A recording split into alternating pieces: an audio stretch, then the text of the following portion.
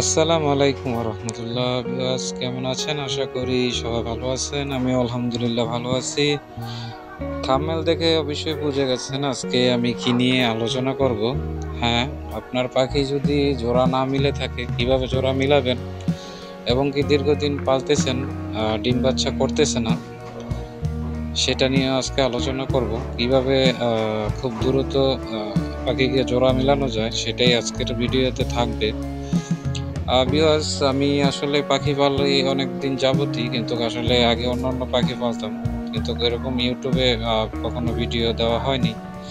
তো আগে আমরা অনেক সময় এরকম নতুন অবস্থায় সমস্যার সম্মুখীন হয়েছি, তাই ভাবলাম যে এখন যেহেতু এগুলো বুঝি, তাই অনেক ভিডিও করে যদি ছাড়ি হয়তো অনেকজনের উপকারে আসতে পারে।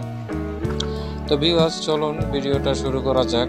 আর ভিউয়ার্স, আপনাদের যদি ভিডিওটা বিন্দুমাত্র উপকারে আসে তো একটি লাইক, একটি কমেন্ট করে অবশ্যই আপনার মতামতটি জানিয়ে যাবেন, তাহলে আমাদের ভিডিও বানাতে উৎসাহ জাগে।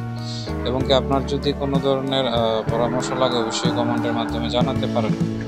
তো ভিউয়ার্স, অনেক দিন যাবত আমি আসলে ভাবতেছিলাম যে এই পাখিগুলো এনে জোড়া দিয়ে তারপরে আপনাদের কাছে একটি ভিডিও বানিয়ে দেখাবো। ভিউয়ার্স, অনেকজন আছে দীর্ঘদিন ধরে পাখি পালেন, জোড়া মিলছে কিনা সেটাই জানেন না। যারা পুরান আছেন তারা তো জানেনই কিভাবে জোড়া মিলাতে হয়, কিভাবে জোড়া মিলেছে কিনা সেটাও আপনারা পাখির খানা দানা, পাখি একসাথে থাকা, সেটা দেখলেই বুঝতে পারবেন। ভিউয়ার্স, দেখুন আমি পাখিগুলো কিছুদিন আগে নিয়ে আসছি। হ্যাঁ, আমি কিন্তু দুই জায়গা থেকে নিয়ে জোড়া মিলাইছি। কারণ হচ্ছে কি, যদি একটি ঘরের বাচ্চা যদি হয়ে থাকে, একই মার বাচ্চা যদি হয়ে থাকে, সেই পাখি থেকে কিন্তু আপনারা ফলাফল ভালো পাবেন না। কারণ হচ্ছে, আমরা কিন্তু জানেন বাজিকার পাখি অনেকগুলো বাচ্চা দিয়ে থাকে, 8টা 9টা 10টা, হ্যাঁ, এরকম পাখি একসাথে ডিম দিয়ে থাকে, এবং কি বাচ্চাও কিন্তু 8টা 6টা 7টা এরকম ফুটাতে পারে। তো সেই ঘরের বাচ্চা যদি আসলে ফিমেল আর মেল যদি হয়ে থাকে একটা জোড়া, সেই পাখি দিয়ে কিন্তু আপনি আসলে ভালো কিছু আশা করতে পারবেন না। কারণ হচ্ছে তাদের যেই রক্তের যেই গ্রুপ সেটা একই হয়ে থাকে, তার জন্য কিন্তু আপনারা সেই পাখি দিয়ে ডিম বাচ্চা আসলে ওইভাবে পাবেন না। আর দুইটা যদি দুই জায়গা থেকে এনে জোড়া মিলান তাহলে সেটা থেকে ভালো কিছু আশা করতে পারবেন।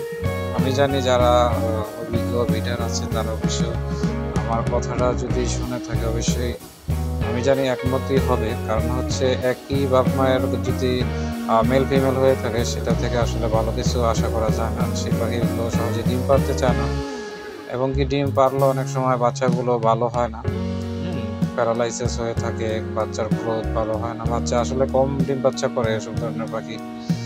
তো আমি দুটা থেকে দুটা নিয়েছি। হ্যাঁ, তো আলহামদুলিল্লাহ প্রথম দিনেই তাদের যে একটা দুজন একই সাথে চলাফেরা খুব আলহামদুলিল্লাহ ভালো, এবং কি খুব দ্রুতই বক্সে যাতায়াত করে আমি দেখেছি।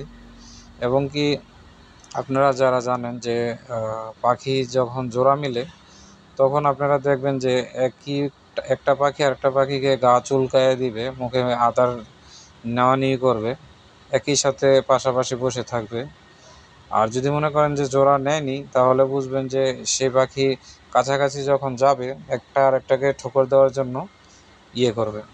আর বিশেষ করে খানা যখন খাবে তখন একটা আর একটাকে খেতে দিবে না, ঠিক আছে, মানে সরাই দিবে। আপনি যখন দুটোটা একই সাথে খেতে যাবে তখন দেখবেন কি ও খেতে দিচ্ছেন আপনাকে, এবার আপনার সামনে যাচ্ছে, আপনি ওকে ঠোকর দিতে যাচ্ছেন, তখন বুঝবেন যে আপনার পাখি জোড়া নেয়নি। যদি যে পাখি জোড়া নেয় সেই পাখি আসলে ঠোকাঠুকি করে না। তো বিয়স, আপনারা খুব সহজেই জোড়া কিভাবে মেলাবেন আর এবার আসুন দেখেন। বিয়স, এতক্ষণ দেখলেন যে দুটোটা পাখি আপনারা একই সাথে একটা খাঁচায় দেখেছেন, আর এখন দেখতেছেন যে পাখিটা আমি আলাদা একটা খাঁচায় রেখেছি।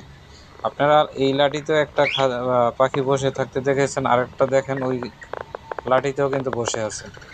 তো এটার মানে হচ্ছে এইটা, যখন আপনারা দেখবেন আপনাদের পাখি খুব দূরত্ব নিয়ে বসে থাকে, একটা আরেকটাকে ঠোকায়, খানা খাইলে তখন একটা আরেকটাকে খেতে দেয় না। হ্যাঁ, দেখবেন মুখে মুখে যদি আদর করে তাহলে বুঝবেন যে হ্যাঁ এটা জোড়া মিলেছে, গা চুলকায় দিলে জোড়া মিলেছে, এবং কি হাঁড়িতে যখন ওরা যখন জোড়া মিলবে তখন আপনারা দেখবেন যে ওরা বিট করতেছে। তো ভিউয়ার্স, আপনারা দেখতেছেন আমার মেল পাখিটা, এই যে হচ্ছে মেল পাখিটা, আর প্রথমে যেটা দেখাইলাম এটা হচ্ছে ফিমেল পাখিটা। তো ভিউয়ার্স, আর একটা কথা, আপনারা অনেকেই বলে যে আসলে প্রথম অবস্থায় হাঁড়ি দেওয়া যাবে না। আমি মনে করি হাঁড়ি দেন, সমস্যা নেই। কারণ হচ্ছে এইটাই যে আপনি তো দুটা পাখি দুই জায়গায় রেখে যখন জোড়া মিলাবেন, এটার ফলাফল খুব দ্রুত পাবেন আপনারা। পাখি দুটা খুব জোড়া মিলবে খুব তাড়াতাড়ি, আমি আশা করি এটা। কারণ হচ্ছে যে আপনারা যখন হাঁড়ি দিবেন তখন তো আপনার দুইটা পাখি একই সাথে থাকতেছে না, দুই জায়গায় থাকতেছে। আর মেল পাখিটা কখনো সহজে একলা ঢুকতে চায় না আপনার হাঁড়িতে। তো যখন দুটাকে দুই পাশে রাখবেন তখন দেখবেন তাদের একটা কাছে আসার জন্য যে একটা করে, সেটা একই সাথে রাখলে এরকমটা করে না। তো আমিও আপনাদেরকে দুইটা খাঁচায় আলাদা আলাদা রেখে আমি আপনাদেরকে দেখাচ্ছি যে আসলে কিভাবে আপনারা জোড়া মিলাবেন। কম করে 7, 8, 9 দিনের মতো রাখবেন এরকম আলাদা করে। যখন দেখবেন একটা আরেকটার দিকে এগিয়ে আসছে, মুখে আদার নেওয়ার জন্য করতেছে, হ্যাঁ, পাশাপাশি আসার জন্য খুব করতেছে, তখন ফিমেল পাখিটাকে মেল পাখিটার খাঁচায় ছেড়ে দিবেন, যেটাতে আপনার হাঁড়িটা লাগানো থাকবে। আর হাঁড়িটা লাগানো কেন আগের থেকে রাখবেন আমি বলি, নতুন পাখি যখন আনবেন তখন যদি হাঁড়িটা প্রথম না লাগান, পরবর্তীতে যদি এই পাখিটাকে জোড়া মিলিয়ে পরবর্তীতে যখন আবার আপনি হাঁড়ি লাগাতে যাবেন তখন পাখিগুলো কিন্তু যথেষ্ট পরিমাণ ভয় পেয়ে যায়। হ্যাঁ, ভয় পেয়ে গেলে কিন্তু সেই পাখিগুলো আবার আপনার ডিম পাড়তে একটু সময় নিয়ে যাবে। হ্যাঁ, তার জন্য আমি মনে করি আগে থেকে আপনি হাঁড়িটা লাগায় রাখবেন, যাতে পরবর্তীতে পাখিগুলো ডিস্টার্ব না হয়।